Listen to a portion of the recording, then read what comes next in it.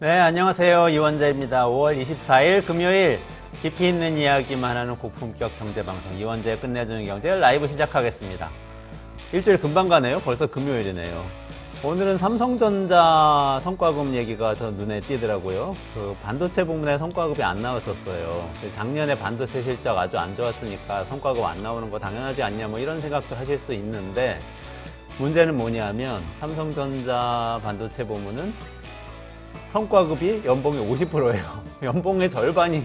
그러니까 성과급 안 나오면은 연봉 1억 원 받던 사람이 1억 5천만 원 받는 걸로 당연히 생각하고 있는데, 성과급 안 나오면 1억 5천에서 1억으로 깎이는 거예요. 5천만 원인 사람은 7,500만 원 받고 있었는데 5천만 원만 나온 거고요. 엄청 타격이 크잖아요. 그래가지고 뭐 올해 초부터 시끄러웠죠. 계속 나온다 안 나온다 하면서 나중에 0%로 딱 확정되니까 엄청 시끄러웠고요. 그리고 뭐 특히 하이닉스에선 주고 삼성전자 안 주고 이러니까 굉장히 시끄러웠는데, 그게 어제 통계로 발표가 됐습니다. 그러니까 삼성전자 통계가 아니고 굉장히 흥미로운 건데요. 통계청에서 가계동향조사라는 조사를 분기에 한 번씩 해서 분기별로 발표를 하거든요. 어제 나온 게 뭐냐면 1분기에 가계소득과 가계지출에 대한 조사 결과가 나온 거예요. 근데 보니까 재밌는 게 상위 20% 가구, 그러니까 소득이 5명 있다고 그러면 5가구 있다고 그러면 그 가구 중에서 제일 높은 가구, 5분의 1, 첫 번째 가구에 해당하는 이 가구의 소득이 작년 1분기에 작년 1분기보다 줄어들었습니다.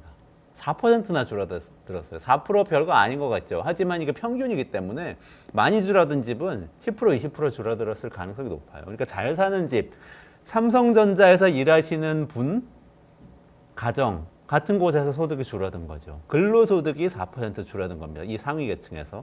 근데 물가도 올랐잖아요. 물가는 3% 올랐죠. 합치면 한 7% 줄어든 거예요. 평균이 7%면요. 이거 안 줄어든 집이 아무리 그래도 많기 때문에 평균이 10%면 줄어든 집은 뭐 15%, 20% 줄어든 게 다반사일 겁니다. 삼성전자 상황이 이제 딱 이렇게 떠오르게 되죠. 그러니까 이게 무슨 상황이냐. 우리나라 전체적으로 보면 소득이 작년에 조금 줄었어요, 사실. 이것도 굉장히 충격적인 건데, 1분기 근로소득이, 특히 이제 근로소득이라고 그러면은 뭐 다른 소득, 예를 들면 정부로부터 복지 지출로 받은 이전 소득이나 또는 부동산 투자나 주식 투자에서 얻은 그런 이 금융소득이나 이런 소득들 말고 정말 일해서 월급으로 받은 돈이에요. 이게 작년에 비해서 1년 만에 1% 줄어든 겁니다. 근데 물가 상승한 거 생각하면 한 4% 줄어든 거, 1% 준 게 4% 준 거, 이것도 충격적인데 고소득자가 더 줄었다. 이게 무슨 얘기냐면, 사실 우리나라 삼성전자, 현대자동차 이런 데 다니는 분들 고소득자, 특히 근로소득 고소득자 월급은 지난 20년 동안 꾸준히 올랐어요. 금융위기나 코로나19 이런 때 빼고 계속 올랐거든요. 근데 이게 꺾인 겁니다. 이게 뭐냐? 우리 지난 20년 동안 우리 기업들 다 좋았잖아요. 반도체 잘 나갔죠. 자동차 잘 나갔죠. 배터리 잘 나갔죠. 다 잘 나갔어요. 근데 작년, 재작년부터 뭔가 꺾이기 시작하는 거 아니야, 이런 우려가 굉장히 많이 나오죠. 이게 현실로 드러나는 겁니다. 기업이 어려워지면서 성과가 안 좋으니까 제일 잘 나가는 높은 이 고학력의 높은 스킬을 가진 이 임직원들의 월급이 깎이는 겁니다. 이 문제가 생기기 시작한 겁니다. 물론 서민들 소득도 줄어든 부분이 많고 물가도 올라서 힘들죠. 그렇지만 이 고소득자들의 소득 주는 건 조금 다른 의미를 갖는데, 지금 전 세계가 첨단 기술 전쟁 중이잖아요. 미국에서는 AI 반도체 사람 못 구해서 엄청나게 기업들이 오히려 어렵고 천문학적인 돈을 주고 모셔와야 된다. 엔지니어들 구글이나 오픈 AI에서 엄청나게 한국이나 대만에서도 모셔간다고 그러는데, 지금 우리나라는 오히려 이 가장 잘 나가는 일하는 분들에 대한 처우가 낮아지기 시작한 거죠.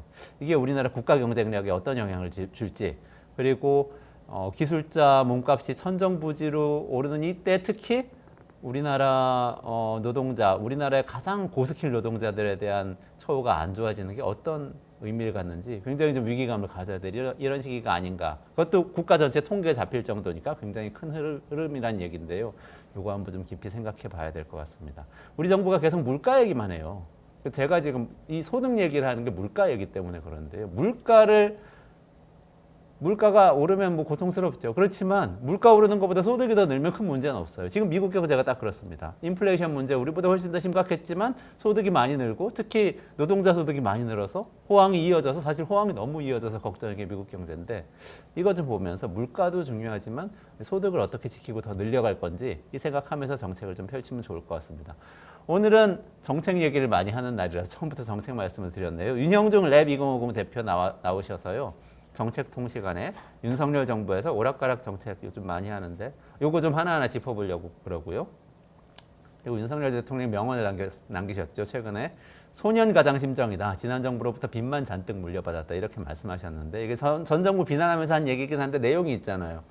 국가 부채에 대한 이야기 하는 거잖아요. 그래서 지금 윤석열 정부가 대통령이 한 이 이야기가 일단 맞는 말인지 한번 짚어보고 그리고 윤석열 정부가 갖고 있는 재정 전략이 이 문제를 해결하는 데 도움이 되는 것인가 이 이야기를 최고의 전문가인 이상민 나라살림연구소 수석연구위원님하고 짚어보도록 하겠습니다. 잠시만 기다리시면 윤형중 대표하고 먼저 돌아오겠습니다.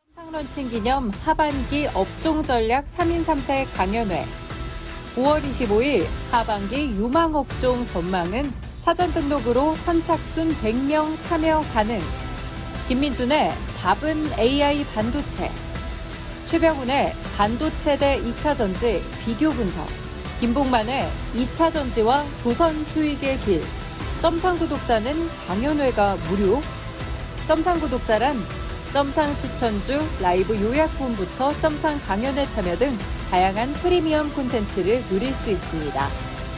지금 점상을 구독하고 홈페이지에 등록하면 강연회가 무료! 점상과 함께하는 특별 강연회, QR코드를 인식해 확인해보세요. 네, 이원재 끝내주는 경제 정책통 시간입니다. 네, 윤형중 대표님 모셔서요. 윤석열 대통령의 최근에 오락가락하는 정책 짚어보도록 하겠습니다. 윤 대표님 어서 오세요. 네, 반갑습니다. 네, 안녕하세요. 일단 2024년 국가재정전략회의가 있었고 윤석열 대통령 발언이 있었는데 슬로건은 알뜰한 나라 살림, 민생을 따뜻하게 해요. 일단 알뜰하게 해서 따뜻하게 만드는 거 일단 그게 논리가 맞는지도 궁금한데 더 충격적이었던 것처럼 소년가장 비유였어요. 빚만 잔뜩 물려받은 소년가장 심정이다. 국가부채만 잔뜩 전 정부로부터 물려받았다. 이렇게 얘기를 했잖아요. 일단 이 이야기 어떻게 생각하세요? 좀 슬로건, 소년가장이란 비유. 아, 네.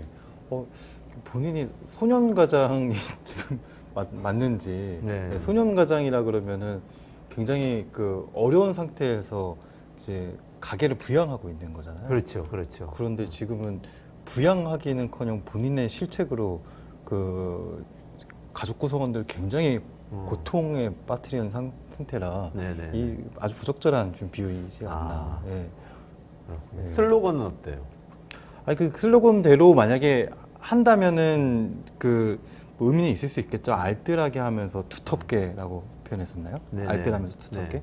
그런데 지금 실제로 하는 것은 그 일단은 알뜰하지도 않고 빈약하게 하고 있으니까 둘 다 좀 거꾸로 가고 있는 그런 상황인 것 같습니다. 네. 알겠습니다. 일단 본론이 아닌데 제가 아까 오프닝 하다가 생각이 나가지고 네, 한번 여쭤봤어요.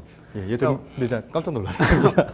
오늘 원래 짚어보려고 네. 했던 거는 네. 저는 이제 소년가장 노릇이라도 제대로 하고 있나 이 문제 짚어보고 싶었는데 뭔가 가장으로서의 노릇이라고 비유가 적절한지 모르겠지만 한다고 하기에는 너무 오락가락하고 있는 거 아닌가 하면서 최근에 이제 해외 직구 사태나 또는 뭐 여러 가지 정책이 왔다가 R&D 예산을 뭐 작년에 깎았다가 올해 또 늘리겠다고 하는 거 이런 왔다 갔다 하는 문제들이 있었는데 네. 이 정책 혼선 사례가 조금 좀 많이 발견되고 있는 거죠.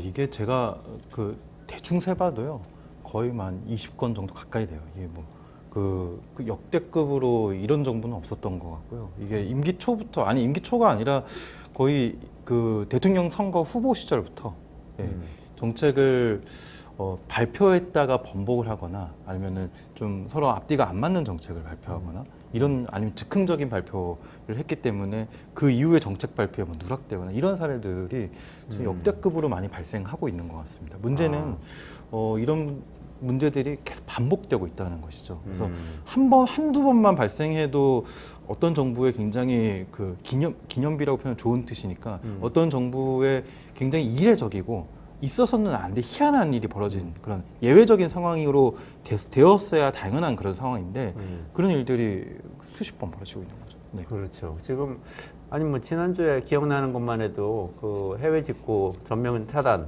금지 뭐 이렇게 얘기했다가 다시 철회한 거.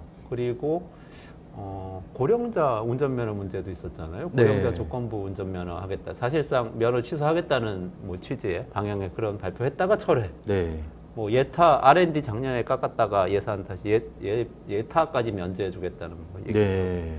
이런 것들이 있는데 한번 좀 어떤 것들이 있었는지 좀 아니, 차근차근 말씀해 지금 주시면 좋겠어요. 이게 아무리 한국이 다이나믹 코리아라도 이게 일주일 사이에 대통령실에서 3가지 정책의 혼선이 나올 수 있는지는 참 놀라운 수준인 거. 일주일 동안 철회 발표한 것만 3가지였던 건가요? 철회가 2건이고 네네. 한 건은 이제 불과 작년 말이랑 정반대의 정책을 얘기한 사례. 그러니까 2가지 해외 직구하고 해외 직구와 운전면허는 운전면허는 철회 사례. 철회했고, 예. 그리고 저 R&D는 예타 방향을 문제, 바뀌었고. 예, 정반대의 방향을 바꾼 이게 본인은 할 수도 없는 일을 갖다가 또 하겠다고 한 것입니다.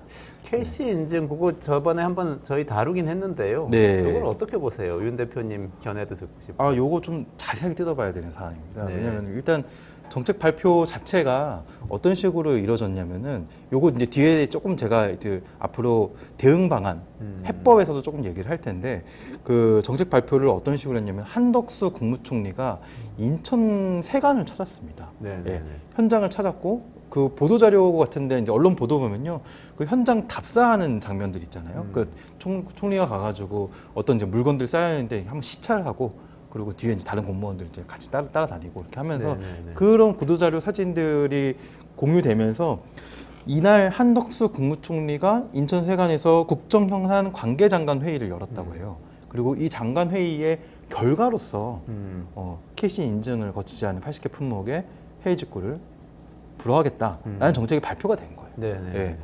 그리고 좀 이상하지 않아요? 지금 정책 발표가 왜 이런 식으로 나오지? 그 자체가 좀 이상하게 아마 느낄 수 있을 것 같은데 왜 이상하게 느껴야 하냐면은 그거 조금 이따 설명드리겠습니다. 네. 그리고 나서 말 그대로 난리가 났죠. 이거 맞아요. 발표가 되고 예.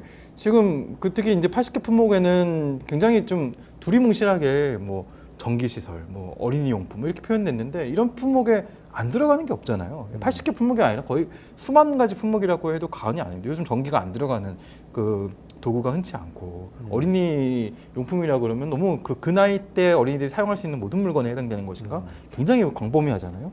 근데 지금 많은 사람들이 이 정책에 왜 화가 났냐면은 안 그래도 물가가 난리인데 지금 해외 직구를 통해서 내가 꼭 필요한 물건들을 그래도 이제 상당히 이제 저렴하게 구입할 수 있었던 상당히 또 중요한 루트였었고 또 소상공인들 중에서는 이걸 또 이용해가지고 사업을 하시는 분들도 계시고 이런 걸 물건들을 그렇죠. 빨리 공수해가지고 네. 예. 그래서 말 그대로 난리가 났죠. 심지어는 혹시 이것도 천공 그 대통령의 멘토라고 알려진 그분이 뭐 이렇게 개입한 거냐. 그래서 천공 이전 영상들 돌려보기 막 이런 일들까지 벌어질 때 한겨레 성공? 예, 한겨레 기자분이 칼럼을 썼어요. 데스크 기자분이 칼럼을 써서 찾아냈어요. 천공이 여기에 대해서 해외 직구에 대해서 발언한 발언한 부분이 있어요. 뭐라고? 놀랍게도 있습니다. 정반대로 발언했습니다. 뭐라고요? 국산품이나 해외 직구 같은 거에서 어떻게 생각하냐고 그러니까 국산품을 애용하면 안 된다고. 그게 오히려 우리 기업을 위하는 길이라고. 그러면 천국말 들은 거 아니에요? 한덕수 국무총리는 네. 해외 직구 금지하자고 발표했는데 대통령실에서 갑자기 천국이라고 그렇게도 다른데 볼수 있고. 철회시켜 이렇게 된 건 아니에요?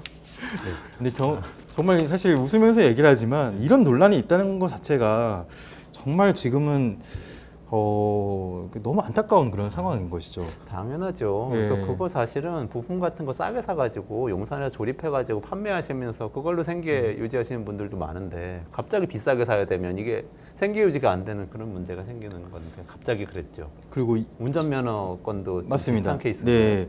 네, 아까 이제 16일에 발표한 그 직구 금지는 이제 20일에 철회를 했거든요. 네. 4일이 걸렸습니다. 근데 놀랍게도 그 22일에 사과 발표를 대통령 실장인 정책실장인 성태윤 정책실장이 직접 발표를 하면서 재발 방지 대책까지 같이 얘기를 했거든요. 근데 놀랍게도 같은 이런 날 식으로 뭔가 예. 잘못된 정책이 발표됐다가 다시 처리하는 일을 재발을 네, 이런 하기 일들이 위한. 없도록 재발 방지 대책까지 같이 발표한 마침 그날에 네. 또 사건이 터졌습니다. 어. 예. 그날에 이제 국토교통부와 경찰청이 2024년 교통사고 사망자 감소 대책이라는 네네네. 정책을 발표했어요. 네. 이 정책 안에 여러 가지 내용들이 있지만, 근데 가장 이제 논란이 있었던 부분은 고령 운전자의 운전면허를 조건부로 하는 것을 추진하겠다라는 부분들이 있었습니다. 상당히 뭐 취지는 좀 이해할 수 있습니다. 왜냐하면 그 앞부분에 그 교통사고에 일으킨 사람, 교통사고의 가해자 중에서 고령층의 비중이 좀 급증하고 있었고요. 그리고 또 사망 사건에서 고령자 가해 사건인 경우에 차지하는 비중도 상당히 또 늘고 있었습니다. 근데 그렇기 때문에 약간 어느 정도 취지, 왜 이런 얘기를 하려는 것인지에 대한 취지는 이해할 수 있어도 상당히 예민하고 또 이제 세심하게 다뤄야 되는 주제이고, 또 나이에 따라서 일률적으로 제한한다는 것은 굉장히 또 차별적인 요소를 좀 가지고 있잖아요. 그래서 굉장히 세심하게 어떻게 보면 가다듬고 했었어야 할 그런 정책인데, 근데 바로 다음 날에 우리가 좀 실수했다라고 해명을 했어요. 그래서 경찰청에서 고연령 고령자가 아닌 고위험 운전자의 자격을 제한하겠다는 걸로. 고위험 운전자. 예, 그래서 이거는 오히려 직구 금지 때와는 다르게 정책 철회가 아니라 우리가 표현을 좀 잘못한 것이다. 예, 그렇게 해명을 했습니다.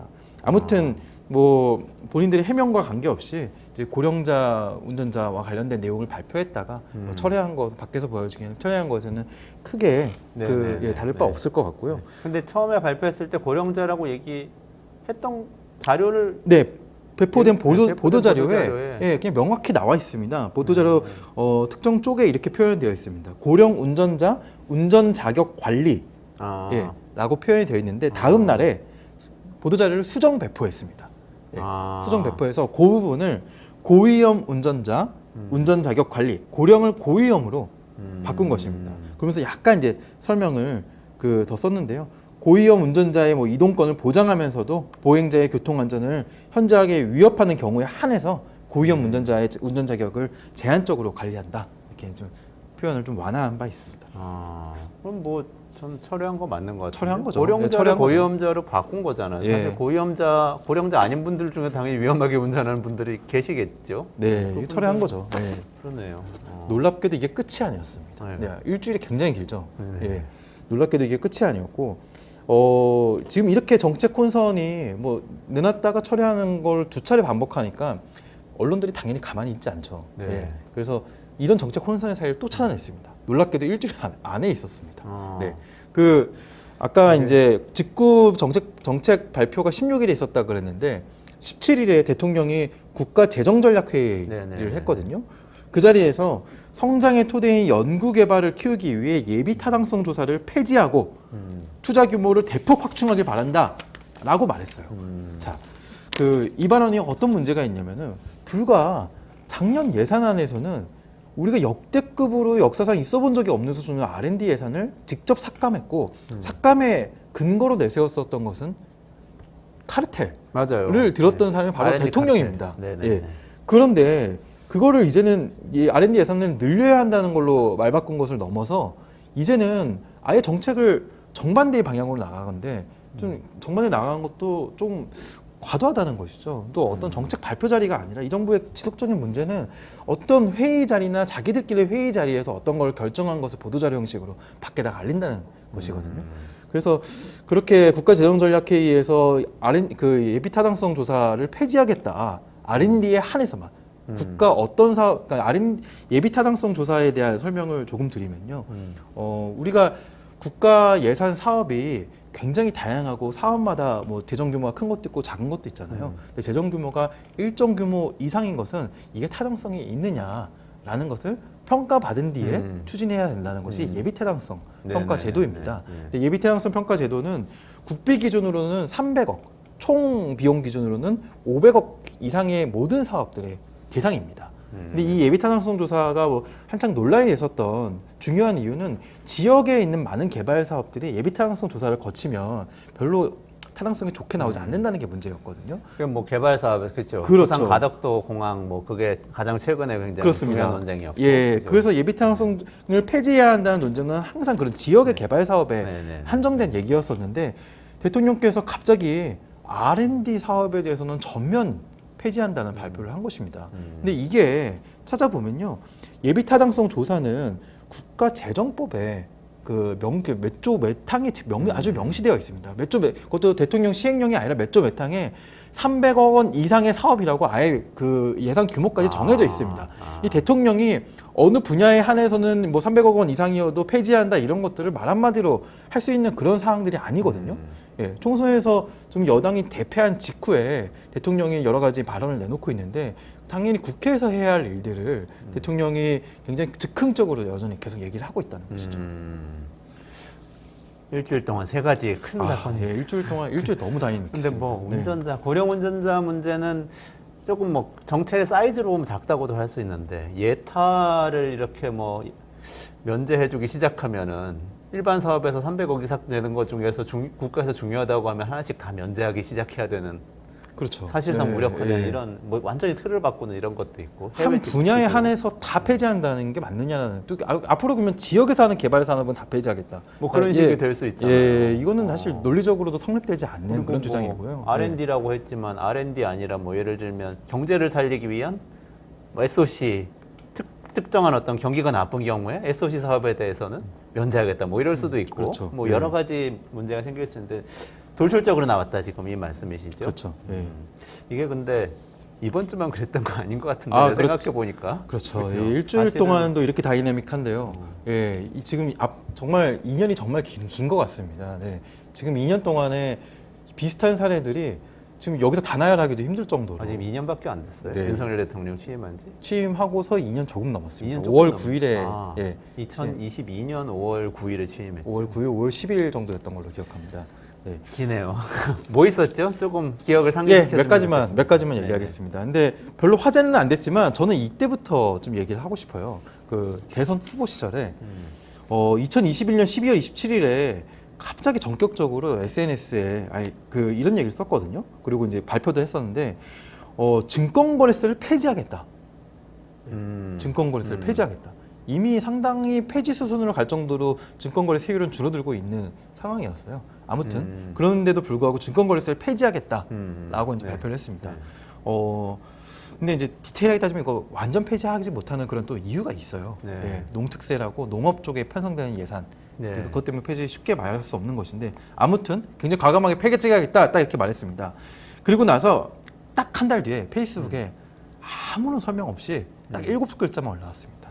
주식 양도세 폐지. 그러면 주식 양도세 폐지. 그러면 도대체 증권거래세는 증권거래세라고- 어떻게 된 거지? 당연히 궁금하게 그렇죠. 되죠. 예.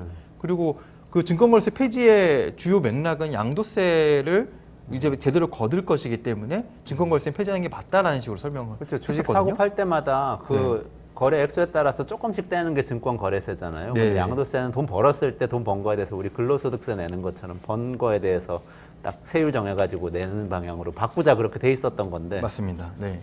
이거를 바꾸자고 해놓은 거를 안 하겠다고. 그렇죠. 네. 약속을 그러니까 이 정부가 한 거네요. 네. 대선 후보 시절부터 문제였던 것은 중요한 정책의 발표를 자기들끼리 있는 회의 자리에서 정해서 나중에 보도자료 형식으로 이제 알리거나 아니면은 전혀 질의응답을 할 수 없는 SNS 상으로만 그것도 아무 설명 없이 짤막하게 올리는 방식으로 정책 발표를 해왔다는 것이에요.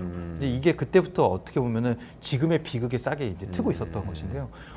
그래서 이제 기자들이 물어봤죠. 주식 양도세 폐지한다는 것은 증권거래세는 어떻게 되는 거냐, 뭐 이렇게 뒤에 이제 물어보니까 처음에는 정책본부장이었던 당시 이제 원희룡 정책본부장은 여기에 대한 이해도가 좀 부족한지 정확하게 답변을 잘 못하고 그 이후에 이제 계속 질문을 받고 실무자들도 이제 그 준비를 해가지고 나온 결과는 증권거래세는 다시 살린다라는 것이었어요. 한 달 만에 폐지한다고 했다가 살린다라는 얘기가 나왔던 것이죠. 이때부터 저는 그때부터 왔다 갔다 했네요. 집권하면은 대선 캠프 때부터. 네, 집권하면은 좀 문제가 많이 생기겠다라는 생각을 했거든요. 네, 아니나 다를까 취임 후 3개월 뒤에 대형 사고가 터집니다. 뭐였죠? 예.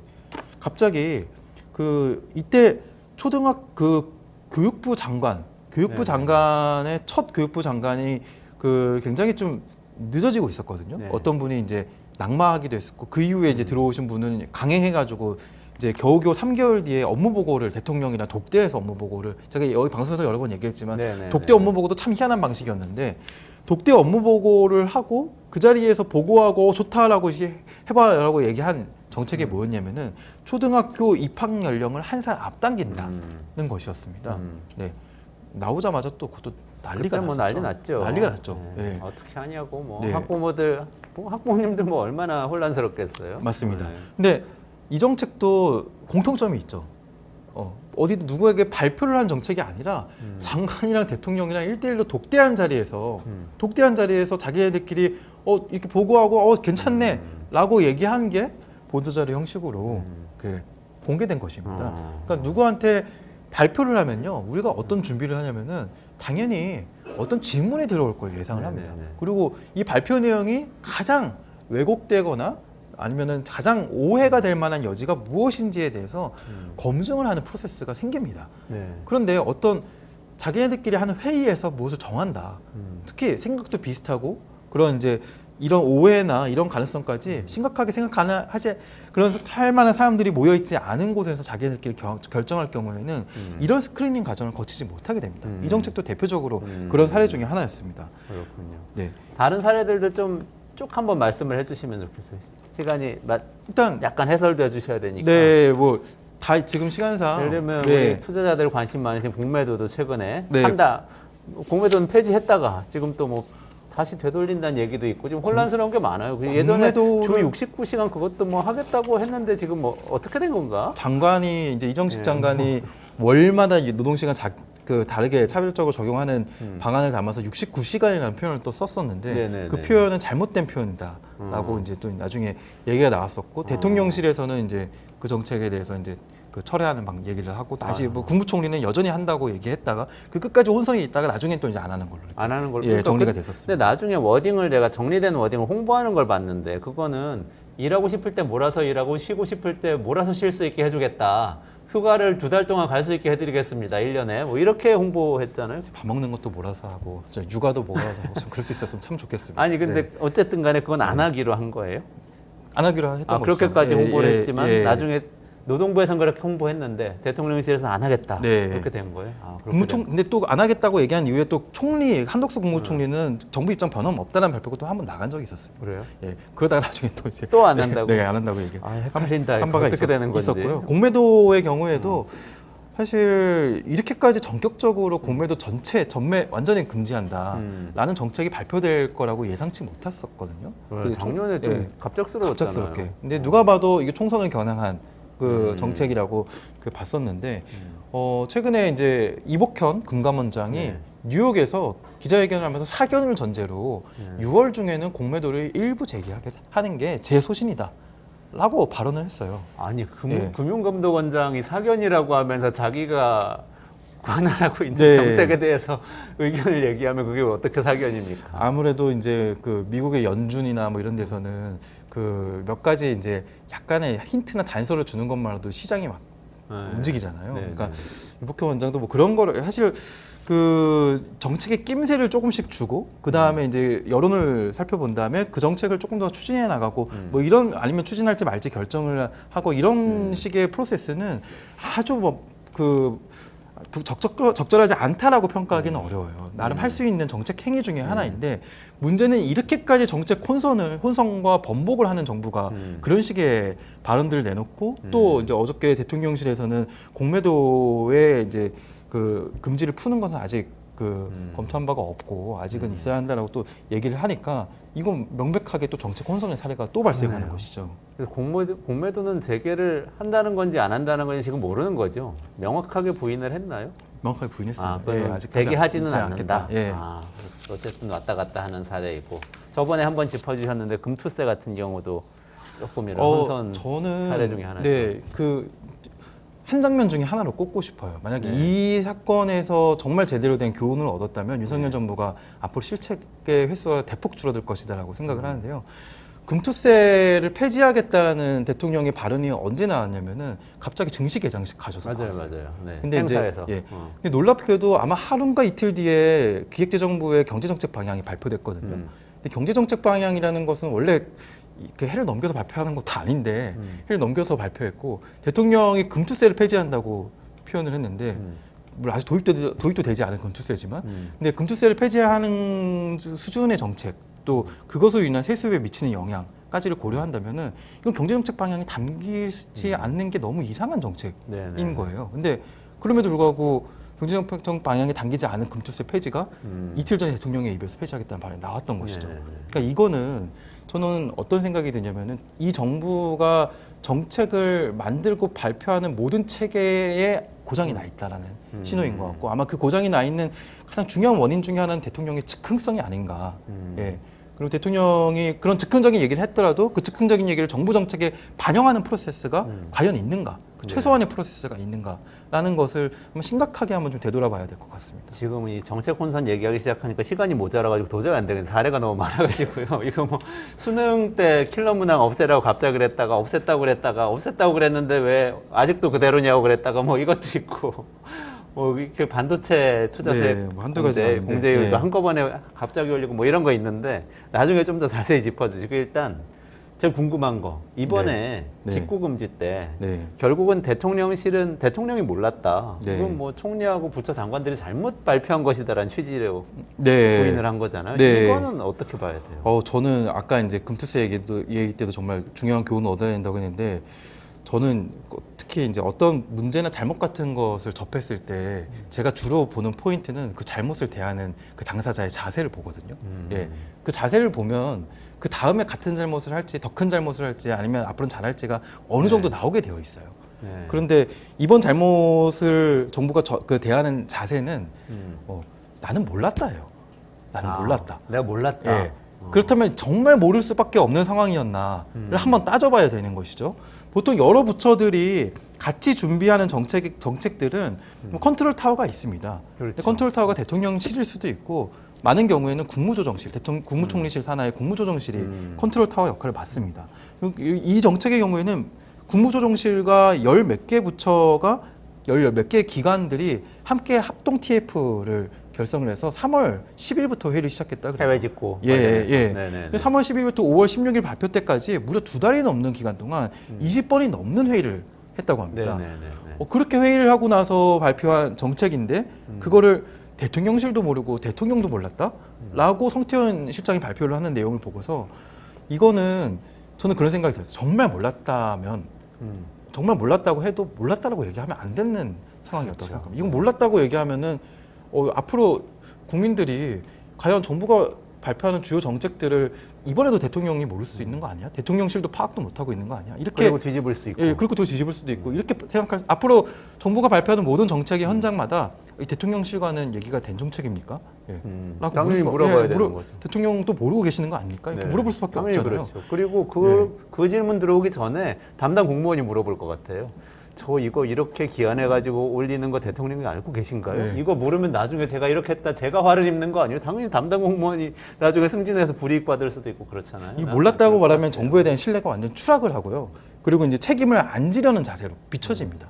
실제로 이번에는 국무총리실의 이제 잘못이라는 취지와 뉘앙스가 어느 정도 있었고, 심지어 또 국무총리는 직접적으로 국무조정실을 또 질타하는 또 얘기가 나왔습니다. 이게 계속 국무총리가 국무조정실을 질타했어요. 예. 아래로 계속 책임을 넘기네. 책임. 아마 국무조정실은 또 이제 뭐 주무부처를 또 질타할 수도 이렇게 있었겠죠. 되면 아무도 예. 일 안 하겠는데요. 예. 이게 또 이제 그런 복지부동을 더 부추기는 그런 현상까지도 태도 문제가 나올 수 엄청 있습니다. 심각하다. 지금 네. 이렇게 지적을 해주셨는데 지금 하여간 정리를 좀 해야 될 시간이 되어서 이거를 그래도 윤석열 대통령 2년이나 임기가 남아 있는데 그래도 좀 바로 잡으려면 어떻게 개선을 해야 될까? 정말 딱 하나만 죄송해요. 딱- 2년 아니고 3년 예. 남았습니다. 내가 네. 마음이 급해가지고 지금 3년이 남았는데. 딱 하나만 조언을 드리자면은 이 조언을 드리고 싶습니다.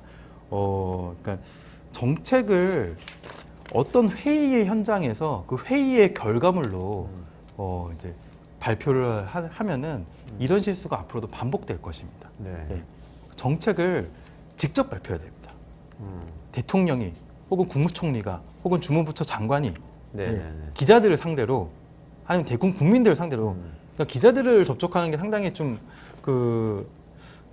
어렵게 느끼셔가지고 이런 문제가 반복되는 것인지는 잘 모르겠는데요.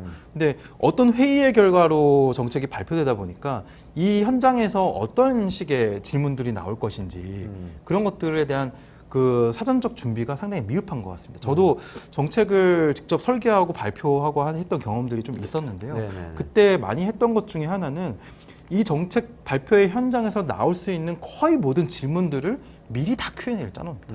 예. 그리고 이 정책이 가장 오해받을 수 있을 때 어떻게까지 왜곡될 수 있는지에 대해서도 시나리오를 나름 짜서 그 시나리오에 가지 않도록 하는 준비들을 나름 해놓고 합니다. 그래서 정책 발표문은 보도자료는 한 2페이지, 3페이지 되지만 사전에 백업 자료는 몇십 페이지가 되거든요. 네. 예. 그런 자료들을 준비해놓고 발표를 하면은 아무래도 실수를 덜 하게 됩니다. 근데 네. 자기들끼리 뭐 관계장관 회의다 아니면은 그 국무회의다 이런 자리에서 이것의 결과다 해가지고 발표하게 되면은 아무래도 그런 프로세스를 제대로 거치지 않게 되죠. 그래서 네. 또 본인이 직접 발표하는 현장이기 때문에 더 준비도 철저하게 할 수밖에 없게 되고요. 그래서 되도록 중요한 발표일수록 직접 발표를 하시라. 네. 예, 무슨 회의의 결과물로 이렇게 결정되었습니다라고 얘기하지 말고 간접적으로 얘기하지 말고 직접 발표하시라. 그러면 확실히 실수를 줄일 수 있을 겁니다. 몰랐다 이렇게 얘기할 수도 없고. 네. 알겠습니다. 오늘 말씀 듣고 보니까 되게 마음이 무거운데요. 이게 지금 이렇게 계속 가도 되는 건가 하는 생각이 드는 게 우리가 어떤 회사를 운영하더라도 예를 들어서 회사에서 어떤 문제가 생겼을 수 있잖아. 어떤 제품에 하자가 생겼어. 그런데 사장한테 물어보니까 저는 이거 이렇게 만든 줄 몰랐어요. 저희 이사 책임입니다. 이사는 저희 부장이 잘못한 것 같은데요. 부장은 과장이 잘못한 것 같은데요. 대리 너 이거 어떻게 된 거야? 이렇게 되면은 그 회사는 얼마 가지 않아서 망합니다. 그래서 정말 걱정이 되는데 그런 이 목소리가 꼭 용산에 들려서 윤석열 대통령이 그래도 조금 태도를 바꾸셔서 문제가 생겼으면 본인의 책임이고 본인의 책임이 아니고 아랫사람 책임은 아랫사람 갈면 됩니다. 이번 같으면 해외 직구 사태는 한덕수 총리 갈아야 되는 거예요. 만약에 맞습니다. 몰랐는데 네. 이렇게 됐는데 문제다 그러면 그러니까 그런 태도를 좀 가졌으면 좋겠다. 저는 그런 생각이 드네요. 네, 적절한 해법인 것 같습니다. 네. 아이고 이게 시간이 너무 지나가지고 마무리해야 될 것 같습니다. 저 윤영중 랩 2050 대표님하고요 윤석열 정부의 정책 혼선이 가져다주는 이 신뢰 파탄 문제 좀 다뤄봤습니다. 네, 잠시만 기다리시면 이상민 나라살림연구소 수석연구위원하고 돌아와서요 윤석열 대통령 소년가장이시라는 거에 대해서 좀 평가하는 그런 시간 좀 갖도록 하겠습니다. 윤 대표님 고맙습니다. 네, 감사합니다.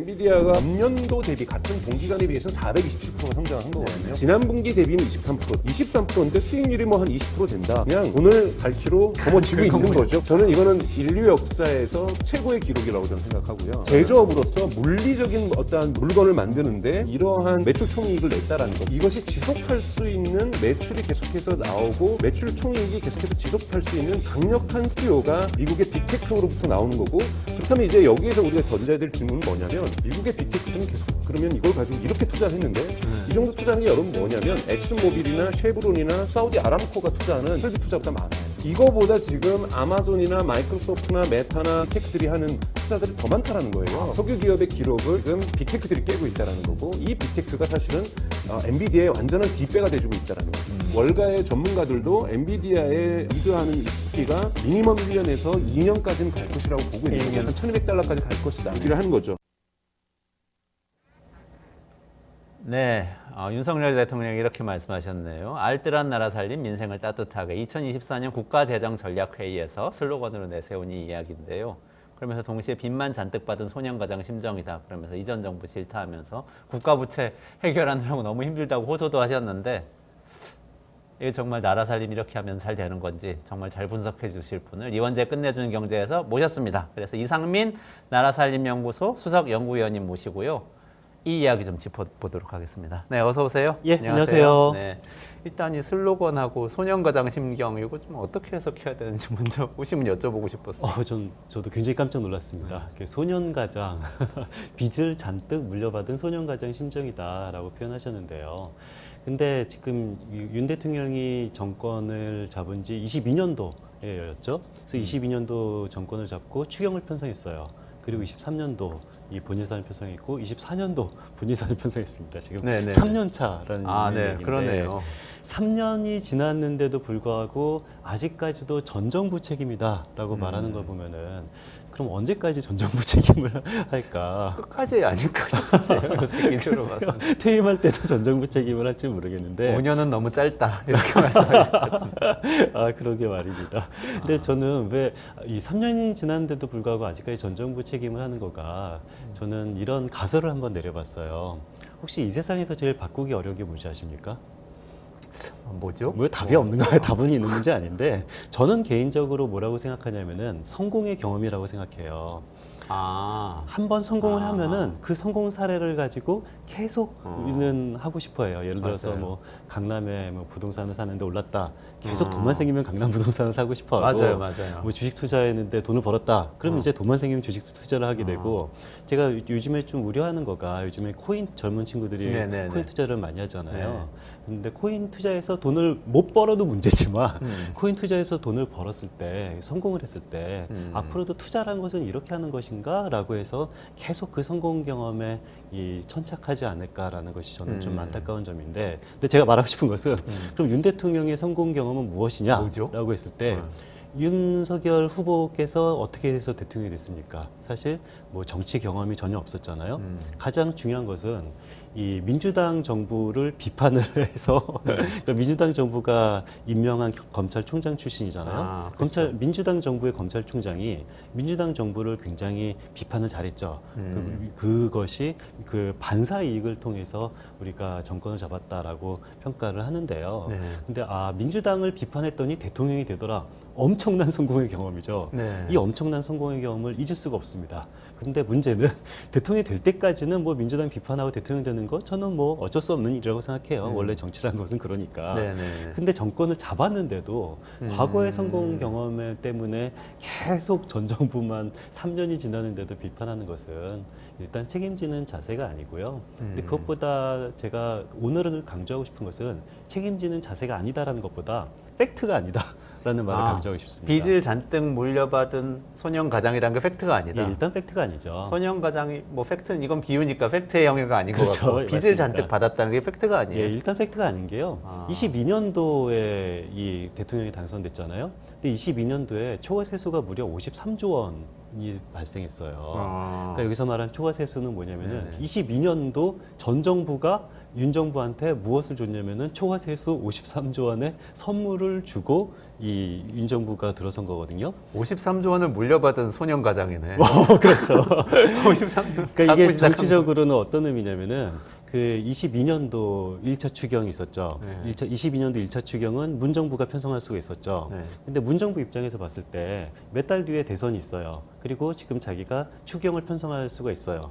그때 당시 대선 때 가장 큰 이슈는 우리 민주당 정부가 더 이 손실보상금을 많이 주냐, 국힘당이 손실보상금 많이 주냐, 서로 내가 손실보상금 많이 줄 수 있다가 맞아요. 당시 최고 논쟁이었어요. 코로나 때, 코로나 마지막이니까. 맞습니다. 그래서 서로 손실보상금을 많이 준다라고 했을 때, 근데 당시는 민주당 정부였었잖아요. 그래서 문 정부는 손실보상금 많이 주는 1차 추경을 하겠다라고 했을 때 기재부는 돈이 없습니다라고 그랬습니다. 그래서 돈이 없어서 손실보상금을 제대로 줄 수 없습니다라고 해서 문 정부가 편성한 1차 추경은 굉장히 손실보상금 규모가 아주 최소화됐었어요.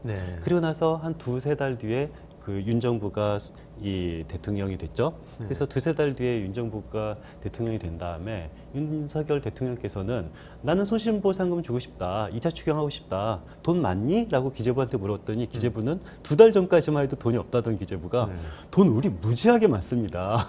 무려 한 60조 원 정도는 더 쓸 수 있습니다라고 그랬어요. 엄청난 선물을 받았죠. 그게 문재인 정부에서 남겨놓은 그렇습니다. 그래서 돈인 거죠. 예, 결국은. 53조 원의 이 선물을 받고 그걸 가지고 손실보상금을 뿌렸죠. 뭐 저 같은 경우는 이 그 사업자 등록증이 있거든요. 네. 혹시 사업자 등록증을 갖고 계신 분들은 이 저와 비슷한 경험을 많이 하셨을 텐데요. 그때 당시 제가 받은 돈이 600만 원이었습니다. 아, 예, 그때 20년도 코로나 처음에 이 전국민 재난지원금이 그때 얼마였죠? 40만 원이었나? 50만 원이었나? 정부인 재난지원금은 1인당 평균 25만 원, 아. 가구당으로 해서 가구당 4인 가구에 4인 가족의 경우에 한 100만 원 가량 아, 된다. 맞습니다. 평균적으로 예. 조금씩 다르죠. 그렇죠. 전국민 재난지원금은 뭐 그 정도 몇십만 원 수준이었는데 이거는 선별 지원을 통해서 저 같은 사람은 600만 원 혼자 600만 원 받으신 혼자 거잖아요. 600만 원 저는 받았고요. 혼자 25만 원밖에 못 받았는데.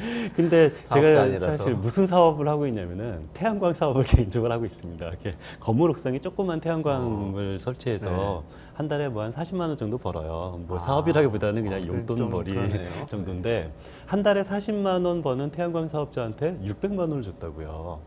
근데 제가 태양광 사업이 코로나에 어떤 피해를 받았겠습니까? 햇빛이 코로나 기운 때문에 덜 들어왔나? 그래서 저는 솔직히 이 아, 코로나 피해를 받지 않는 태양광 사업자인데 선별 지원을 선별 지원을 통해서 큰 금액을 준다라고 하는데 뭐 저한테도 600만 원씩이나 주는 굉장히 큰 선물을 했었는데요. 근데 이 말은 뭔 소리냐면은 그 600만 원씩이나 선별 지원을 통해서 준 큰 원동력은 이건 53조 원의 초과 세수가 바탕이 됐던 거고요. 그 53조 원의 초과 세수는 22년도 문정부가 편성했던 1차 추경에는 전혀 반영을 하지 않고 그리고 3달 뒤에 있었던 그 문정부에게만 준 선물이 바로 53조 원이다라는 굉장히 큰 선물을 받았죠. 실제로 그러니까 빚만 물려받았다는 것은 사실이 아니고 오히려 굉장히 큰 자산을 물려받았다. 그렇죠. 근데 뭐 22년도뿐만 아니라 한번 문정부와 윤정부의 그 재정 수지를 한번 좀 비교를 해보고 싶어요. 그 문정부는 처음에 정권을 잡은 게 17년도였죠. 네네. 예, 17년도 표가 나오네요. 맞습니다. 그래서 17년도 때 우리는 적극적으로 재정 지출할 겁니다라고 굉장히 홍보를 했어요. 강하게 홍보를 했는데 근데 적극적인 재정 지출한다고 해서 추경까지 편성을 했습니다. 근데 추경을 편성한 뒤에 결산을 보니까 무려 그 재정 수지가 그러니까 수지라는 것은 수입과 지출의 차이잖아요. 그 수지가 17년도에 24조 원 흑자가 났어요. 굉장히 큰 규모 흑자죠. 그래서 18년도 때는 이제 문정부가 처음으로 이 본예산도 편성했습니다. 말로는 우리는 적극적인 재정 지출하겠다. 굉장히 적극적인 아끼지 않고 재정 지출하겠다라고 했고 그래서 시장에서는 그럼 적자 재정 많이 편성하겠다라는 거 아니냐라고 예상을 했는데 실질적으로는 31조 원 흑자가 났어요. 그 30조 원 넘게 그 흑자가 났었는데 이거는 거의 단군 이래 최대 규모의 흑자가 이 2018년도에 난 거죠. 그 흑자라는 것의 의미를 좀 설명해 주시면 좋겠는데 그럼 세금 거둔 거보다 덜 지출을 맞습니다. 했다. 그러니까 당해 총수입보다 총지출을 훨씬 덜 지출했다. 총수입 규모보다 지출을 훨씬 덜 했기 때문에 저게 지금 표에 통합재정수지 기준이라고 돼 있는데 예, 재정수지 통합재정수지입니다. 여러 가지가 있는데 그 중에 하나인 건가요? 예, 그냥 뭐 가장 쉽게 설명할 수 있는 게 이 통합재정 수지인데요. 총수입에서 총지출을 뺀 겁니다. 굉장히 그래요? 간단하죠. 네네. 그래서 그렇군요. 수입이 더 많았냐, 지출이 더 네네. 많았냐 했을 때 문정부의 첫째 해, 둘째 해 같은 경우는 24조 원, 31조 원 굉장히 큰 규모의 흑자가 났었는데 이때 제가 18년도 때 아니 말로는 적극적인 재정을 한다고 해놓고서 이거는 이렇게 큰 규모의 흑자는 적극적인 재정 지출이 아니라 긴축 재정 아니냐라는 그러니까요. 의견을 좀 전달을 했었어요. 네. 전달을 했더니 그 청와대에서도 인정을 하더라고요. 그래요? 인정하고 뭐 이 약간 이 개인적인 말로 우리도 기재부한테 속았다라는 말을 하더라고요. 그러니까 뭐 의도적으로 적극적인 재정을 하지 않은 건 아니고 우리는 적극적인 재정을 하자라고 기재부한테 요구를 했고 기재부가 이 정도 규모를 지출을 하면은 적극적인 재정이다라고 해서 이 정도 지출하면은 뭐 적극적인 재정이겠다라고 해서 해봤는데 나중에 결산을 해보니까 총수입 대비 총지출 규모가 너무 작았다. 그래서 이번에는 17년, 18년도는 의도와 다르게 흑자 재정을 그 긴축 재정을 했다. 그래서 19년도는 그래도 좀 진짜로 적극적인 재정을 해보자라고 의지를 가졌고요. 그래서 드디어 첫 번째로 적극적인 재정을 한 것이 19년도입니다. 네. 그래서 첫 해에도 긴축 재정, 둘째 해에도 긴축 재정, 셋째에만 이 적재 재정, 적극적인 재정을 한 거고요. 그래서 마이너스 12조 원의 재정 수지가 이 마이너스가 났어요. 2019년에. 맞습니다. 네, 2019년도에 마이너스가 나니까 그때 난리가 났죠. 재정이 거덜났다. 마이너스 12조 원은 이건 너무 큰 적자 규모다. 큰일 났다. 근데 지난 두 해 동안 50조 원 넘게 지금 맞습니다. 남겨놓은 거잖아요. 맞습니다. 17년, 18년도에 50조 원 이상 이 흑자가 났고 그리고 19년도에 마이너스 12조 원 적자가 나니까 뭐 언론 등이나 뭐 국민들이나 당시 야당이 와 이거는 나라가 거덜난 거다라는 굉장히 극단적인 표현이 나왔었는데요. 근데 한번 그 윤석열 정부랑 비교를 한번 해보죠. 윤석열 정부는 22년도에 이 정권을 잡았다라고 네. 제가 계속 말을 했잖아요. 네. 22년도에 굉장히 적극적인 재정을 했어요. 저한테도 600만 원을 주는 그렇죠. 네. 큰 폭의 이 추경 편성을 통해서 한 거죠. 추경을 했고요. 추경 규모가 한 60조 원 정도 됐어요. 아. 그러니까 추경 규모가 60조 원 정도, 2차 추경 규모만, 네. 2차 추경 규모만 60조 원을 지출을 하고 그리고 나서 첫 해 적자가 한 마이너스 65조 원 적자가 났었습니다. 자, 물론 22년도 같은 경우는 그 본 예산은 문정부가 편성하고 그리고 2차 추경은 윤정부가 편성했기 때문에 22년도 적자에 대한 책임은 양쪽 정부에 다 있죠. 그 본 예산 책임도 있고 2차 추경 편성도 있는데 근데 상식적으로 생각했을 때 2차 추경 규모가 60조 원이었거든요. 네. 그리고 적자 규모가 마이너스 65조 원이거든요. 거의 다 2차 추경 결과네요. 그렇죠. 그거. 그러니까 2차 추경을 만약에 윤 정부가 하지 않았다면은 네. 뭐 22년도 적자 규모가 저렇게 크게 벌어질 네, 일은 네. 없는 거고요. 그래서 윤 정부는 최소한 22년도는 우리의 그 관념과는 다르게 굉장한 적극적인 재정, 확대 재정을 펼쳤어요. 22년도에. 그래서 문 정부한테 물려받은 돈을 통해서 22년도는 굉장한 확대 재정을 했다. 근데 확대 재정을 해서 적자가 많이 났다라는 건데 그런데 22년도의 적자는 누구 책임인가요? 그럼 윤석열 정부 책임이죠. 당연히 맞습니다. 2차 추경을 결정을 한 거잖아요. 맞습니다. 대통령이. 그런데 굉장히 재미있는 것은 재정에 대한 관념은 이 많은 언론들은 숫자를 보지 않고 그냥 말만 봐요. 문 정부는 돈을 안 쓰면서도 말로는 우리는 적극적인 재정을 할 겁니다라고 홍보를 했습니다. 윤 정부는 22년도에 엄청나게 지출을 많이 하면서 우리는 건전 재정을 합니다라고 홍보를 했습니다. 아니 근데 진짜 건전재정 어디 간 거예요? 몇십조 원씩 계속 적자 나는 게 건전재정이에요. 맞습니다. 그래서 22년도는요, 그 윤 정부는 굉장한 확대 재정을 했고 확대 재정에 대한 결과를 통해서 이 재정 수지 적자가 굉장히 크게 벌어진 것이 22년도라면은요. 네네. 23년도는 조금 달라요. 23년도는 윤 정부가 적극적인 재정을 하고 적자가 많이 난 것이 아니라 23년도는 정말 긴축 재정을 했습니다. 23년도도 긴축 재정을 하고 올해 24년도도 굉장히 네. 긴축 재정을 했는데 긴축 재정이라는 말은 지출을 확대하지 않았다라는 네, 얘기잖아요. 네, 네. 지출을 확대하지 않았으면은 그렇다면은 재정 수지는 그래도 흑자가 나야지 정상이죠. 그렇죠. 네. 그렇죠. 지출이 늘어나지 않았으면은 지출을 굉장히 줄였으면은 네. 재정 수지는 흑자가 나야 되는데 굉장히 안타깝게도 23년도도 그렇고 24년도도 그렇고 지출은 크게 확대하지 않았는데 재정 수지 적자는 굉장히 크게 났어요. 보면은 23년도 재정 수지 적자 규모를 한번 보면은요, 이게 마이너스 한 그 37조 원 정도 났거든요. 그래서 작년에는 이 마이너스 37조 원이 났고 올해 같은 경우는 목표치가 마이너스 44조 원이에요. 목표가. 목표가 마이너스 44조 원이라면은 만약에 올해도 세수 결손이 나서 뭐 세수 결손 날 거라고 대부분 전문가들은 예측합니다만 네. 세수 결손이 난다면은 목표 달성도 힘들어진다는 얘기고 어렵다는 얘기네요. 목표가 마이너스 44조 원이라는 얘기는 이거는 목표 달성도 이 자칫 잘못하다가 힘들어질 수가 있겠다라는 거죠. 그러면 이게 숫자로는 다 설명이 되는데 예, 예. 그럼 실제로 윤석열 정부는 말로는 알뜰하게 건전재정 하겠다고 하는데 실제로는 확장재정 하고 있는 건가요? 그렇게 아니요, 볼 수 있는 그건 거예요? 아니고요. 네. 그 22년도는 확장 재정했지만 23년도, 24년도는 긴축 재정을 한 건 맞아요. 긴축재정을 해 지출 줄였으니까 예, 긴축재정 지출을 줄였으니까 긴축 재정을 했는데 지출을 줄여서 긴축 재정을 했으면 당연히 이 재정 건전성은 높아지는 것이 정상이어야만 해요. 그런데 너무도 안타깝게도 지출을 줄이는 긴축 재정을 했는데 재정 건전성이 이렇게 큰 폭의 적자가 났다는 얘기는 재정 건전성도 유배가 됐다는 얘기죠. 이 이유는 바로 세입이 줄었기 때문입니다. 그 세입이 이렇게 줄기 때문에 아무리 지출을 줄여도 재정 건전성이 유배가 되는 큰 폭의 적자가 날 수밖에 없는 거죠. 세입이 줄었다. 그거는 뭐 경기 영향도 있겠지만 또 감세 영향도 있겠고 예, 물론입니다. 그런 영향이 다 있다고 봐야 되겠네요. 그렇습니다. 그렇군요. 그래서 정리를 하자면은 네. 지금 빚이 많다라는 얘기는 적자가 많이 됐다라는 얘기는 지난 정부한테 빚을 물려받은 것이 아니라 일단 지난 정부한테는 53조 원 정도의 이 빚이 아니라 네. 현금을 물려받았고 그리고 그러네요. 23년도는 물려받은 돈을 자기가 다 쓰고 한 해에 다 쓰고 그리고 22년도는 한 해에 다 쓰고 23년도와 24년도는 본인이 수입을 줄여서 빚이 는 겁니다. 그래서 지출을 늘린 건 아니지만 네네. 수입을 늘려서 감세를 하고 뭔가 내수 부양에 실패를 하고 그래서 본인이 수입을 줄여서 이 빚이 늘어난 건데 이것이 지난 정부한테 빚을 많이 물려받았다라고 하면은 마치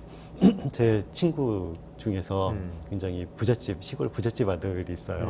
아버지한테 그 술 주조하는 그 시골에서 그 술 주조 공장을 물려받았으면은 상당한 부자잖아요. 그렇죠. 네네네. 예, 그런데 그 친구가 그 공장을 말아먹었어요. 그래서 뭐 저랑 지금 친한 별로 이렇게 돈 없는 친구인데, 근데 그 친구가 아버지 욕을 하면 안 되죠. 아버지한테 물려받은 것은 술 공장을 물려받았고 그죠. 본인이 네. 말아먹었는데 아. 마찬가지로 이번에 그 재정수지 적자는 수입이 굉장히 줄었기 때문입니다. 23년도, 24년도 수입이 줄은 거고 23년도, 24년도 수입이 준 거는 무엇이냐? 바로 감세 영향도 있고요. 그리고 이 내수가 이 안 좋은 영향도 있고요. 내수가 안 좋은 영향에는 정부 지출을 줄였다는데 정부 소비가 줄어들었다는데 원인이 있다는 거 지난번에 한번 예, 예, 짚어주셨고 맞습니다. 그렇죠. 예. 그러니까 이 정부의 탓이네요 결국은. 그렇죠. 그러니까 내수라는 것은 민간 소비 플러스 정부 지출의 합이 내수잖아요. 그런데 민간 소비 줄어든 것보다 정부 지출 감소가 내수 경기를 악화시키는데 가장 큰 영향을 미친 거예요. 그래서 저는 악순환고리에 빠졌다라고 생각하는데요. 정부 지출을 줄여서 내수가 나빠지고 내수가 나빠지니까 세수입이 줄고 세수입이 줄니까 정부의 지출을 더 줄이고 이 악순환고리에 빠진 것이 현재 빚이 늘어난 이유인 거고요. 이 악순환고리는 지난 정부가 물려준 것이 아니라 이 정부가 만든 악순환고리인 거죠. 근데 거기에 대해서 또 정부는 감세라는 해법을 냈으니까 더 악순환이 더 맞습니다. 커지겠네요. 더 악화되겠네 문제가. 예. 이건 어떻게 보세요? 그럼 지금이 하여튼 말씀하셨던 이 소년가장 이야기, 빚 물려받은 소년가장은 사실이 아니다. 예. 거짓말이다. 그렇죠. 이렇게 결론 내릴 수 있을 것 같고 이번에 발표한 내용 중에서 R&D 예산 이야기가 있었거든요. 예. 설왕설래가 많이 있는데 예. 작년에 R&D 예산 많이 줄었다가 반발은 많이 샀고 그렇습니다. 이번에 다시 늘리겠다고 했는데 이게 늘리겠다는 거와 예비 타당성 검사 폐지한다는 부분이 있어요. 이 부분은 예, 예. 어떻게 보세요?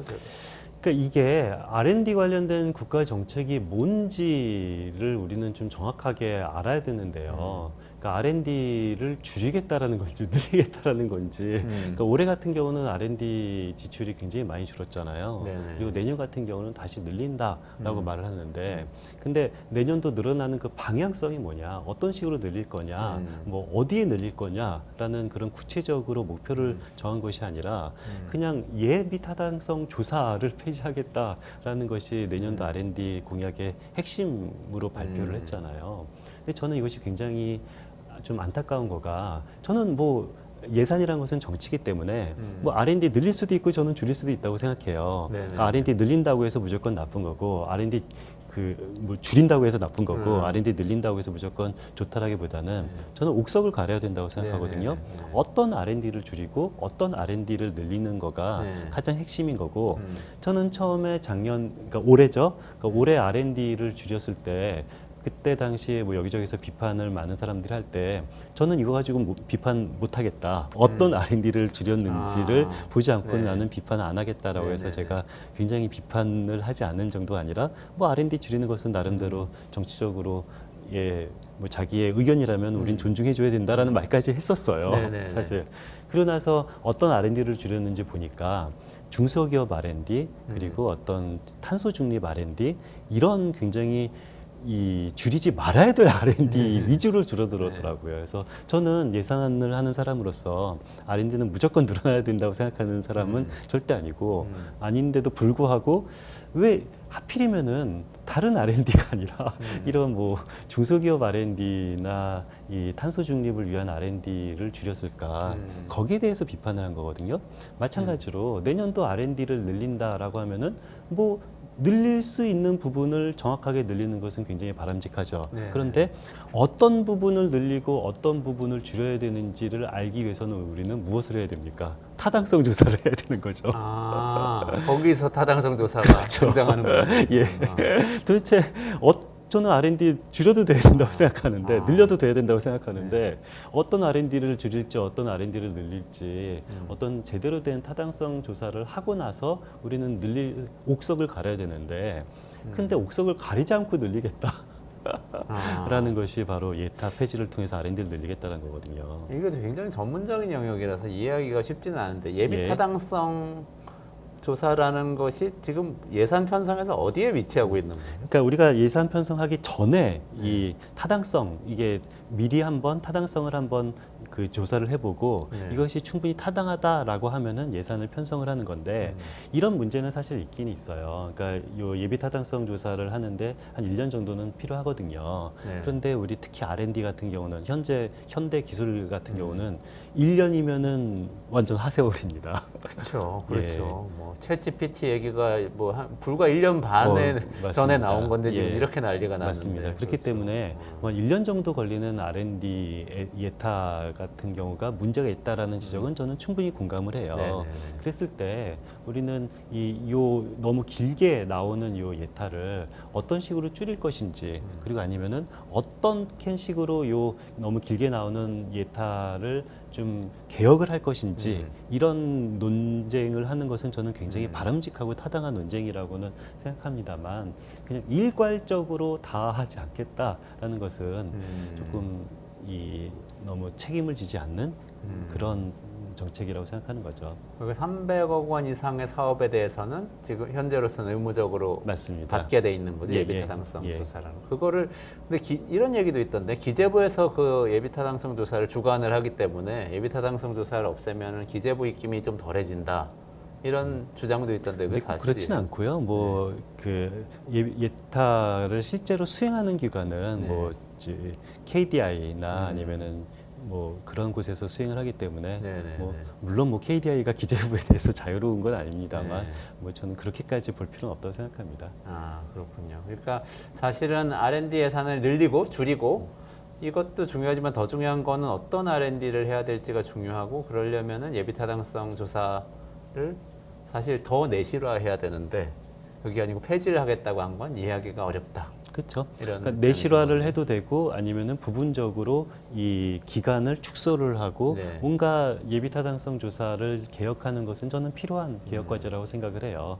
근데 개혁과 폐지는 굉장히 큰 차이가 있는 거죠. 그렇군요. 마지막으로 한 가지만 오시니까 또 재정에 예. 대해서 이것저것 여쭤보고 싶어요. 중장기 재정 전략이라는 게 있잖아요. 예. 재정 비전 2050이라고 그거 기재부에서 뭔가 발표를 하기로 맞습니다. 했던 것 같은데 공개를 안 한다고 또 이야기가 나와서 그게 좀 언론에서 이슈가 되고 있던데 예, 맞습니다. 이건 어떻게 봐야 돼요? 그러니까 그 재정 비전에 대해서는 제가 그 박근혜 정부부터 요 한 50년, 요 60년 그런 아주 최장기 이 재정 계획을 세우기 시작했거든요. 그래서 그 이후부터는 이제 계속 문재인 정부부터 아니 저희 노무현 정부부터 했었네요. 노무현 정부부터 박근혜 정부 그리고 문재인 정부 계속 쭉 이어지는 그 이어지는 이 장기 계획을 세웠었고요. 그리고 이 장기 계획을 통해서 우리가 앞으로 재정을 어떤 식으로 큰 목표를 가지고 어떤 식으로 점차적으로 변화를 해야 될지 굉장히 중요한 그런 과제인 건데요. 근데 이거를 공개 수준이 오히려 점점 낮아지는 그런 게 이번 정부에서 많이 있어요. 그러니까 예를 들어서 우리 뭐 이 정부가 건전재정이다라고 자랑하는 근거가 뭐 우리는 지출 구조 조정을 굉장히 많이 한 정부다. 뭐 매년 뭐 20조 원은 했다라는 식으로 자랑을 하는데 그러면 어떤 예산 사업을 지출 구조 조정에서 20조 원을 만들었습니까? 라고 물어보면은 그거는 공개할 수 없다. 라고 말을 해요. 근데 저는 지성과 반지성을 가르는 기준이 검증 가능성이라고 생각하거든요. 그렇죠. 검증 가능성이 있으면 이거는 지적 세계의 일원이 되는 거고 검증 가능성이 없으면은 이거는 지적 세계 일원이라기보다는 이제 믿음의 영역이다라고 생각을 하는데 예를 들어서 우리는 건전재정의 화신인 이유는 지출구조 조정을 많이 해서 건전재정을 추구하는 정부다라고 홍보를 해놓고서 어떤 지출구조 조정 얼마나 했냐? 20조 원 넘게 했다라고까지 홍보를 해요. 무슨 사업을 지출구조 조정했냐? 그거는 말할 수 없다라고 말을 하면은 이거는 검증 가능성이 없어지는 거고 검증 가능성이 없어지는 것은 굉장히 국민들의 합의도 안 되는 거고 이것은 믿을 수가 없는 거거든요. 이것을 뭐 믿는 자에게 복이 있나니 이런 식으로 해서 믿음을 강요할 수 있는 건 아니잖아요. 그러니까 마찬가지로 이 국가 재정 미래 중장기 전략 같은 경우가 어떤 식으로 써져 있고 이것에 대해서 예산은 정치라는 말을 제가 계속 강조하는 것은 모든 국민들이 100% 동의하는 예산이라는 것은 절대로 존재할 수가 없어요. 분명히 어떤 국민은 우리는 뭐 복지 예산 늘리자, 어떤 국민은 SOC 예산 늘리자, 어떤 국민은 R&D 늘리자라고 본인의 니즈는 다 다를 수밖에 없어요. 그렇죠. 이렇게 모두가 다 다를 때 우리는 예산은 가장 현인이 복지는 20%하고 R&D는 15%하고 현인이 정하는 것은 절대로 예산이 아닙니다. 국민들의 합의를 통해서 그렇죠. 정치적으로 정해져 나가고 그 정치적으로 정한 것에 대해서 정치적인 책임을 지는 것이 바로 예산의 핵심인 거거든요. 그런데 공개를 하지 않으면 정치적인 합의가 불가능하고요. 정치적인 책임지는 것도 불가능한 겁니다. 예산의 핵심이 바로 정치적 합의와 정치적 책임인데 이 두 가지를 하지 않겠다라는 것은 그냥 예산을 안 하겠다라는 말과 거의 같은 얘기인 거죠. 그러네요. 생각해 보니까 노무현 정부 때 비전 2030부터 시작된 건가요? 거기에 재정 전략도 재정 비전도 맞습니다. 첨부돼 있는 거죠. 예, 맞습니다. 그래서 계속 오고 있는 거고, 뭐 다 내용이 있었고, 뭐 논쟁도 되게 많았죠. 언론한테 두드려 맞기도 하고. 그럼요. 그랬지만 공개하면서 왔던 것 같은데 지금 뭔가 기조가 많이 바뀌는 것 같아서 좀 안타깝네요. 저 언론에게 두드려 맞는 것은 너무도 당연한 거예요. 왜냐하면은 가장 완벽한 재정 기조라고는 존재하지 않아요. 재정 기조라는 것은 이게 어떤 균형을 만드는 거거든요. 뭐 이 재정이라는 것은 이 세 마리 토끼를 다 잡을 수 있는 것은 없어요. 여기서 말하는 세 마리 토끼는 뭐냐면은 이 감세를 하고 그리고 지출을 늘리고 그리고 국가 부채를 줄이고 이 세 마리 토끼를 다 잡을 수 있는 방법은 없거든요. 네. 그러네요. 상식적으로 생각해 보면 국가가 R&D나 복지 지출을 늘리겠다. 그럼 지출 늘리려면 무슨 돈으로 합니까? 세금을 올리던가. 네네. 세금 올리기도 싫다. 나는 감세하겠다. 그러면 무슨 돈으로 합니까? 국채를 추가 발행하던가. 그렇죠. 이 세 가지를 이걸 재정의 트릴레마라고 하는데 재정 트릴레마죠. 이것을 동시에 만족시킬 수는 없어요. 그러네요. 돈을 쓰려면 어차피 어딘가 구해 와서 써야 되는데. 맞습니다. 그러면은 세금으로 걷든지 국채를 발행하든지 맞습니다. 해야 되고 둘 다 안 하면 돈은 덜 써야 되고. 돈은 덜 써야 되고. 그런데 그러네요. 이 정부는 세 가지를 다 한다라고 주장을 하거든요. 우리는 R&D나 복지 지출도 늘리겠습니다라고 하고 재정 건전성도 늘리겠습니다. 이 말은 부채를 덜 발행하겠다는 얘기고요. 네. 그리고 감세도 하겠습니다라고 하고 실제로 감세는 했습니다. 네, 자, 그러네요. 그래서 이 재정 트릴레마에 따르면은 감세를 달성한다면은 다른 두 마리 토끼는 놓칠 수밖에 없다라는 건데 그런데 이 세 마리 토끼를 다 잡을 수가 없으니까 이 균형을 맞춰야 됩니다. 근데 그 균형 맞추는 과정에서 국민들의 정치적 입장이 다 다르기 때문에 누구에게인가는 욕을 먹을 수밖에 없어요. 그런데 욕 먹는 게 싫은 거죠. 욕 먹는 게 싫고 우리는 세 마리 토끼를 다 잡았다고 그냥 주장을 합니다. 우리는 감세도 했고 R&D 지출과 복지 지출도 늘렸고 그리고 재정 건전성도 이룩했다라고 홍보를 하는데 이거를 다 공개를 해버리면은 이 홍보가 사실상 거짓말이다라는 사실은 우리는 드러날 수밖에 없는 거고 그러네요. 이게 거짓말이다라고 드러나면은 어떤 말을 하냐면은 전 정부 책임이다. 이 재정의 트릴레마 때문에 세 마리 토끼를 다 잡을 수 없는 것이 아니라 우리는 세 마리 토끼를 다 잡을 수 있었는데 전 정부가 잘못해서 우리는 세 마리 토끼를 못 잡았다라고 말을 하는 거가 저는 다시 되돌아와서 소년가장 네. 이론이 이 재정 비전 비공개와도 같은 논리적 맥락에 있다라고 생각을 하는 거죠. 재정 비전을 공개해서 까보면 소년가장이 아니라 재벌집 막내 아들인데 이런 게 드러날까봐. 뭐 재벌집 막내 아들까지는 아니지만 53천원이면 재벌 아니에요? 그렇죠. 뭐 22년도에 그거는 다 써버려서 없애버렸죠.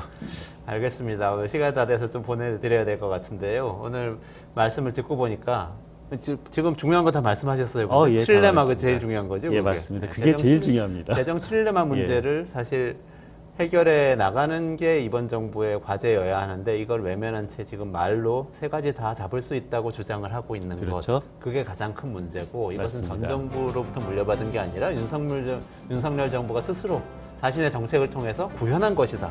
이렇게 설명해 주셨어요. 이렇게 정리하고 예, 마무리. 정확하게 동의합니다. 알겠습니다. 이상민 나라살림연구소 수석연구위원님하고요. 윤석열 정부의 지금 재정전략회에서 나온 이야기들 한번 짚어봤고요. 굉장히 걱정되는 부분이 많은데 앞으로도 좀 좋은 말씀 계속 부탁드립니다. 네. 이원재 끝내주는 경제 이제 마무리하겠습니다. 주말에 쉬는데요. 월요일 날 12시 반에 다시 라이브 하니까 월요일 12시 반에 꼭 오셔서 같이 깊이 있는 경제 이야기 나눠주시기 바랍니다. 고맙습니다.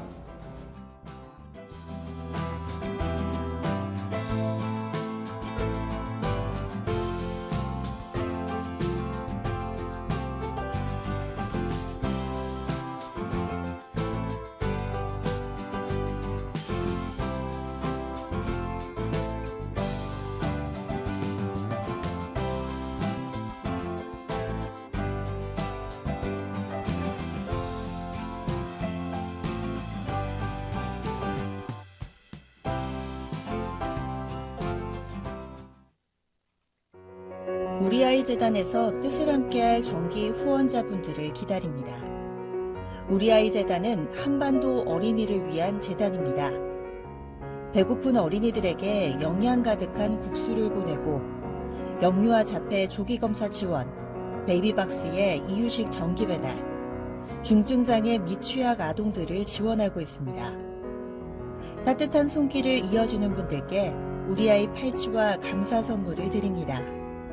지속적인 지원을 통해 더 많은 어린이들에게 도움을 줄 수 있도록 정기 후원자가 되어주세요. 후원 문의 02-2128-3344, 2128-3344